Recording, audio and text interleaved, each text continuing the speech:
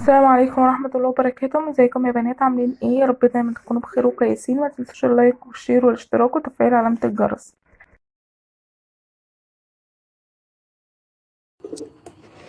ازيكم يا بنات؟ عاملين ايه؟ طبعا هنحط كوباية زبادي وخلطة الشيش طاووق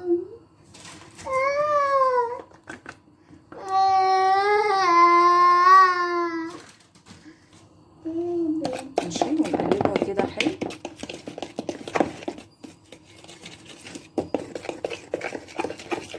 كده خلاص اهيت اندمجت اختلطت ببعض الزيت والحاجة اهي. تمام. والفراخ يا بنات تمام بس كده اهو اهي اتنقع في التتبيله دي لحد بكره الصبح. طبعا اهي قطعه الفراخ، بصوا قطعه الفراخ اهي.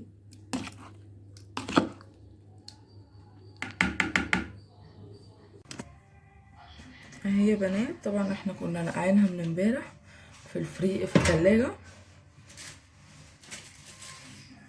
ودي بتبقى خلة عند الراجل اسمها خلة شيش طاووق وفلفل الوان.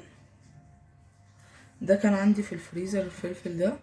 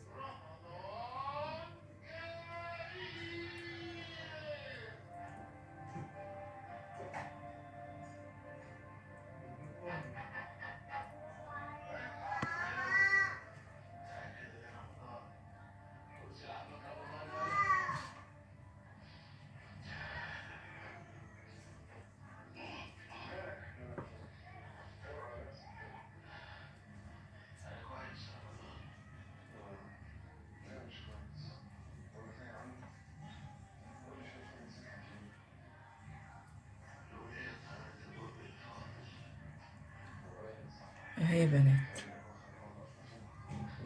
كده هكمل الباقي وهرجع لكم تاني. اهي يا بنات تمام. انا عملت الوركين اللي انا الاربع وراك اللي انا خليتهم معاكم في فيديو قبل كده. طلع معايا اهي الكميه دي كميه حلوه. بصوا السيخ يعني كتير مش قليل. ونسيت اقول لكم معلومه، معلش هي ديت اللي نسيت اقولها لكم. تحطوا معلقتين زيت في قعر الصينيه.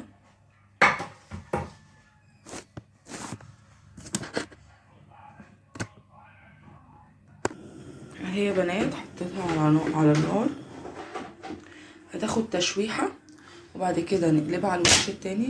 نقلبها كده مثلا كده على الوش التاني وبعد كده ندخلها الفرن تاخد التشويحه الاخيره.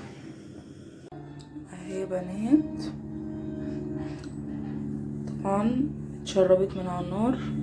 هنحطها في الفرن تاخد برضو درجه كده وبعد كده بصوا انا لفيتها تمام. هتاخد وش وبعد كده هنخرجها. هي كده يعتبر يعني استوت نص سوا. تكمل بقى في الفرن.